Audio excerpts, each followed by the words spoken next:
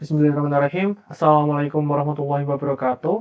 Perkenalkan sebelumnya, nama saya Muhammad Marceliano Rifki Aditomo Putra dengan NIM J500210048 dari program studi pendidikan dokter, dan saya menempati kelas B. Saya berasal juga dari Fakultas Kedokteran. Di sini saya mohon izin untuk mempresentasikan dari tugas Pancasila yang telah diberikan pada saya, yaitu di sini uh, membuat suatu produk proyek warga negara yang mana saya membuat poster. Di sini saya akan mempresentasikan lembar kerja proyek warga negara tahap 2 dan saya akan menjelaskan langkah-langkah atau proses dari pembuatan poster tersebut. Langsung saja yang pertama, untuk yang uh, proses langkah pertama yaitu mengidentifikasi masalah dari topik yang diangkat, yaitu pelecehan seksual pada wanita. Nah, deskripsinya untuk lebih rincinya, di sini untuk langkah pertama di sini saya mengidentifikasi suatu masalah atau topik, di mana itu topiknya itu diambil dari berita pelecehan seksual pada wanita, terutama yang masih di bawah umur. Nah, saya mengacu dari hasil observasi dan pengamatan dari LKPWN tahap 1, di mana di situ saya membahas mengenai um, suatu tindakan kekerasan seksual pada perempuan di bawah umur yang dilakukan di pondok pesantren. Nah, di sini saya juga mengambil beberapa sumber. Salah satunya di sini berita dari BBC News sekitar bulan lalu pada 9 Desember 2021 mengenai dugaan perkosaan belasan santriwati di Bandung. Nah, di sini dapat diketahui bahwa tindakan kekerasan seksual ini dilakukan oleh seseorang yang berinisial HW yang merupakan pengampu suatu pondok pesantren di Bandung. Dan di sini dapat tertera ya, korban kekerasan seksual rata-rata berusia 13 sampai 16 tahun, jadi masih di bawah umur. Dan beberapa di antaranya telah melahirkan bayi, bahkan salah satu korban telah melahirkan 2 anak. Nah, ini merupakan salah satu topik yang lumayan, bukan lumayan, mohon maaf, suatu topik yang sangat viral di media sosial beberapa waktu yang lalu.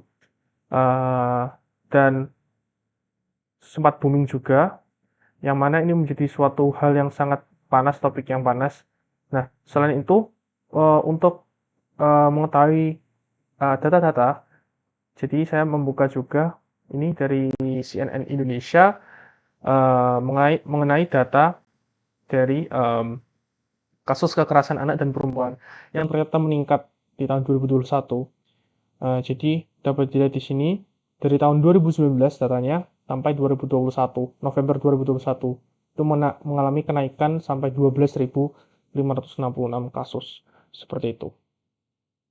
Dan dapat dilihat sini kasus yang paling banyak dialami adalah kekerasan seksual sebesar 45%, kekerasan psikis 19%, dan kekerasan fisik sekitar 18%.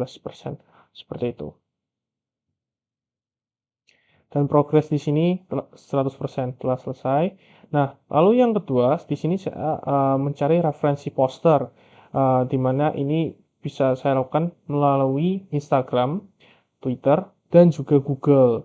Ini membantu saya dalam proses pembuatan posternya nanti, karena agar saya sudah mendapatkan suatu gambaran atau suatu basic fundamental yang dapat saya gunakan sebagai referensi pembuatan poster nanti.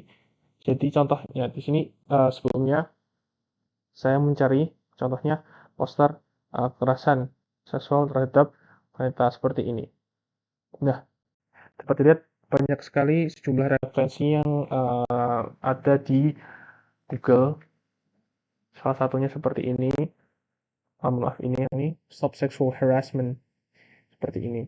Nah, setelah saya menemukan referensinya, yang mana sudah progres 100%, selanjutnya saya akan melanjutkan di langkah ketiga, yaitu membuat desain. Di sini saya akan menggunakan website yang bernama Canva, karena menurut saya Canva ini merupakan website yang cukup mudah digunakan, sehingga saya melakukan proses pembuatan poster di website tersebut. Jadi, di sini saya menggunakan ini. Nah, stop kekerasan pada wanita ini saya buat sedemikian rupa. Jadi awal mulanya saya menggunakan blank space. Jadi apa? Blank. Jadi suatu kanvas kosong.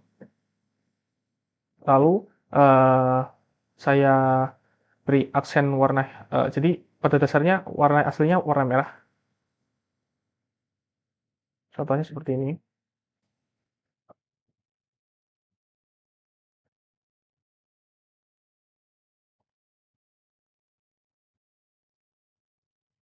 Nah, saya pilih poster. Nah, setelah ada ini suatu kanvasnya, pertama-tama seperti yang sudah saya buat di sini, saya memakai warna dasar merah terlebih dahulu. Nah, seperti ini. Dan saya sesuaikan warnanya, kira-kira seperti ini. Lalu selanjutnya, seperti yang pada gambar sini, saya akan mengambil elemen menggunakan bentuk kotak. Di sini, yang saya lakukan adalah memperpanjang ini sampai seperti ini.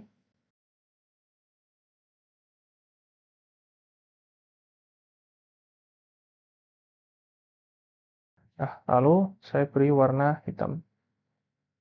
Nah, seperti ini. Setelah itu langkah selanjutnya, saya akan memberikan icon-icon seperti ini, gambar seorang wanita dengan mencari di elemen ini seperti saya woman.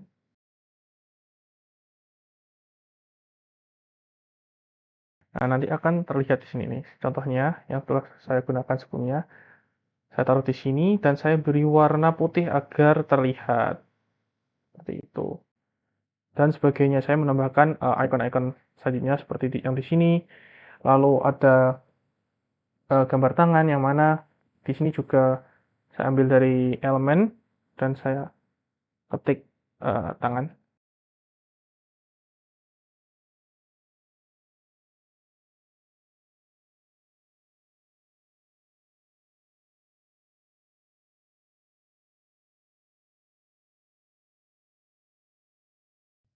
Nah,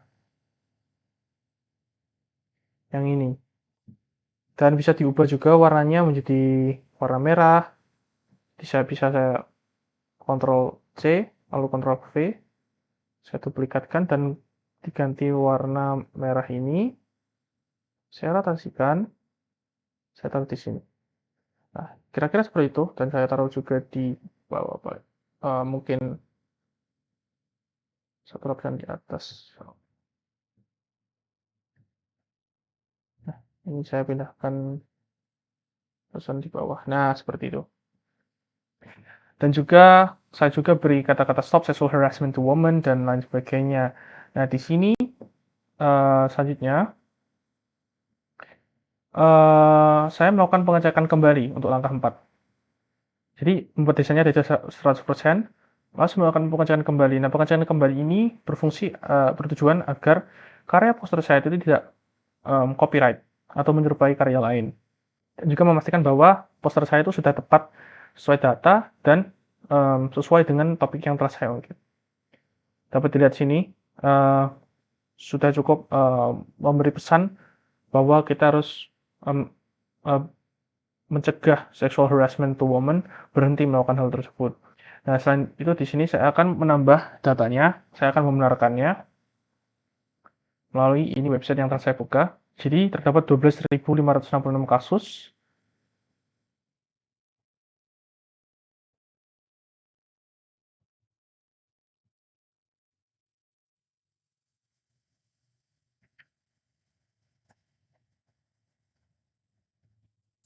Lalu untuk kekerasan psikis itu terdapat 18%.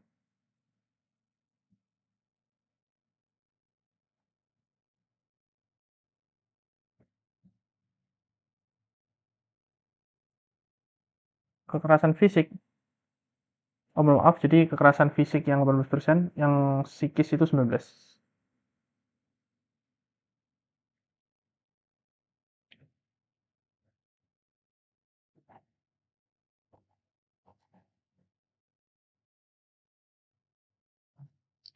Lalu untuk kekerasan seksual terdapat tadi berdasarkan datanya 45%.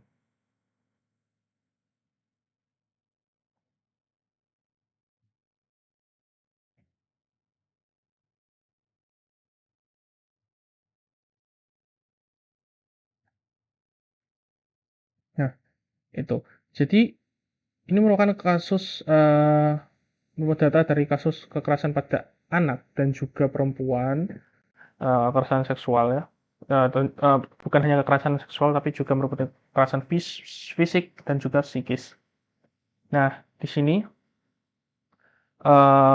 setelah saya mengetahui data yang diinput telah benar, yang telah diinput telah benar, di sini saya akan selanjutnya langkah terakhir yaitu mengekspor poster saya. Jadi setelah saya menyelesaikan ini, saya akan mengekspor posternya dengan cara mendownload di JPG agar mudah untuk disebarluaskan dan dipublikasikan melalui media sosial seperti itu.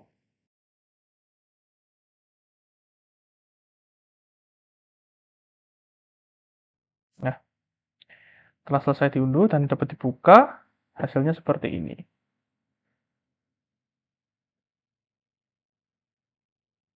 Jadi saya akan tulis di sini progresnya adalah 100%. Baik, mungkin sekian dari presentasi saya. Apabila ada salah kata, saya mohon maaf. Terima kasih. Wassalamualaikum warahmatullahi wabarakatuh.